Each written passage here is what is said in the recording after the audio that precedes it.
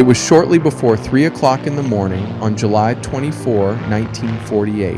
An Eastern Airlines passenger plane was flying through the darkness approximately 5,000 feet above Alabama. Most of the passengers were asleep. Inside the cockpit, Captain Clarence Chiles and First Officer John Whitted noticed a strange red glow in the distance.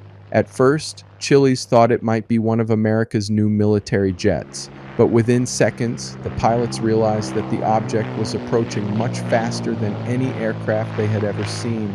It had no visible wings. It appeared to have rows of brightly illuminated windows. A fiery exhaust was shooting from its rear, and it was heading directly toward their airplane. Chiles pulled the DC-3 into a hard left turn. The mysterious object flashed past the plane, missing it by what the pilots believed was only several hundred feet. Then it appeared to climb sharply and disappear into the clouds. The encounter lasted only seconds, but it would become one of the most important UFO cases in American history. Was it a secret military aircraft, an unusually bright meteor, or something not of this earth? I'm Tony Sweet, and this is Truth Be Told. To understand why this encounter received so much attention, we have to return to America in 1948. World War II had ended less than 3 years earlier. The Cold War was beginning, and both the United States and the Soviet Union were searching for new technological advantages. There was also a growing fascination with strange objects in the sky.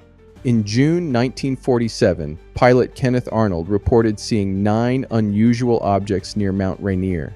His description of their movement led newspapers to popularize the phrase flying saucers. A few weeks later came the famous Roswell incident. Then, in January 1948, Kentucky Air National Guard pilot Captain Thomas Mantell died while attempting to pursue a mysterious object. The newly formed United States Air Force could no longer ignore these reports. It created Project Sign to investigate unidentified objects and determine whether they represented a threat to national security. 6 months after Mantell's death, 2 experienced commercial pilots would report one of the closest encounters yet.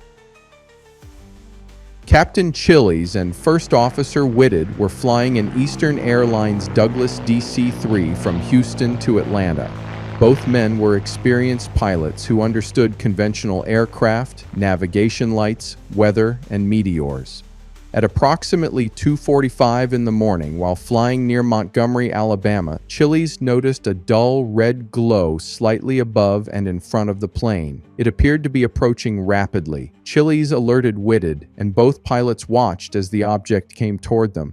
They described it as cigar-shaped or torpedo-shaped, with a smooth body and no visible wings. They estimated that it may have been approximately 100 feet long, although judging size and distance at night is extremely difficult. The pilots reported bright illumination coming from what appeared to be rectangular windows along its side. A bluish glow seemed to shine from beneath it, while red-orange flames extended from its rear.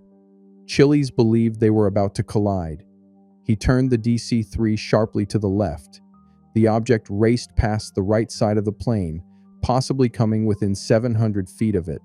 Whitted turned and watched it pull upward, produce a powerful burst of flame and disappear into the clouds.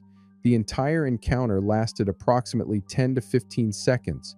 Most of the passengers slept through it. However, one passenger, identified as C.L. McKelvey, reported seeing an intense streak of light flash past his window. McKelvey did not provide the same detailed description as the pilots, but his observations supported one important part of their story. Something extremely bright had passed the airplane. The encounter was reported to the Air Force and investigated by Project Sign. This case immediately stood out. It did not involve a distant light seen by a single observer. 2 professional pilots said that a large, structured object had approached their passenger plane at close range. There were some differences in their descriptions. Chiles reportedly saw what looked like a cockpit or transparent forward section. Whitted did not remember those features. He focused more on the rectangular openings along the object's body. Skeptics argue that these inconsistencies weakened the report, but the encounter lasted only seconds. The pilots were surprised, traveling at night and attempting to prevent a possible collision. Under those conditions, minor differences in their memories would not be unusual. Both men agreed on the essential details. The object appeared wingless, extremely bright, and unusually fast. Could it have been a conventional airplane? No publicly known aircraft matched the description. Could it have been an experimental American weapon? No such project was acknowledged. Could it have been Soviet technology? The Air Force had to take that possibility seriously. The Cold War was beginning, and American officials feared that the Soviets might be developing aircraft or missiles using advanced German technology captured after World War II. But how could a Soviet vehicle travel across the world, enter American airspace, and return to a foreign base without being detected? Then there was the most conventional possibility: a meteor. A bright meteor could explain several parts of the encounter. The object moved extremely fast. It had a fiery trail. It appeared suddenly and vanished within seconds. Astronomer J. Allen Hynek, who served as a scientific consultant to the Air Force's UFO investigations, considered the possibility that the pilots had seen an unusually bright meteor. Other meteors were reportedly observed during that period. At night, without clear points of reference, even an experienced pilot can misjudge the size, speed, and distance of a light. A meteor breaking into multiple glowing pieces could create the appearance of illuminated windows. Its fiery trail could resemble rocket exhaust. Its disappearance behind a cloud or its disintegration could look like a sudden maneuver. That explanation is scientifically plausible, but Chiles and Whitted insisted that what they saw was not a meteor. They claimed it had a definite shape and clearly visible structural features. They believed it moved like a controlled vehicle. Project Blue Book eventually categorized the encounter as a fireball-type meteor. Officially, the mystery was considered solved. For many investigators, however, important questions remained unanswered. According to Edward J. Ruppelt, who later directed Project Blue Book, the Chiles-Whitted encounter deeply disturbed Air Force investigators. Ruppelt claimed that Project Sign personnel prepared a classified document known as the Estimate of the Situation. According to his account, the document reviewed the strongest UFO cases and reached an extraordinary conclusion. Some unidentified objects might be interplanetary spacecraft. The report was allegedly sent to Air Force Chief of Staff General Hoyt Vandenberg. Vandenberg reportedly rejected it because the available evidence did not support such an extraordinary conclusion. Ruppelt later wrote that the document was destroyed. No confirmed copy has ever been publicly produced. Did Project Sign actually conclude that some UFOs came from another world? Was the report destroyed because it was poorly supported? Or was its conclusion considered too sensitive to preserve? Without the original document, we cannot know exactly what it contained. But if Ruppelt's account is accurate, the Chiles-Whitted encounter helped push some of America's earliest UFO investigators toward the extraterrestrial possibility. More than 7 decades later, there is still no answer accepted by everyone. The meteor theory explains the object's brightness, speed, fiery trail, and short duration.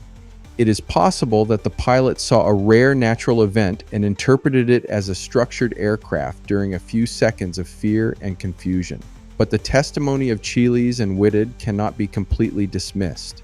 These were experienced pilots who believed they saw a wingless vehicle at dangerously close range.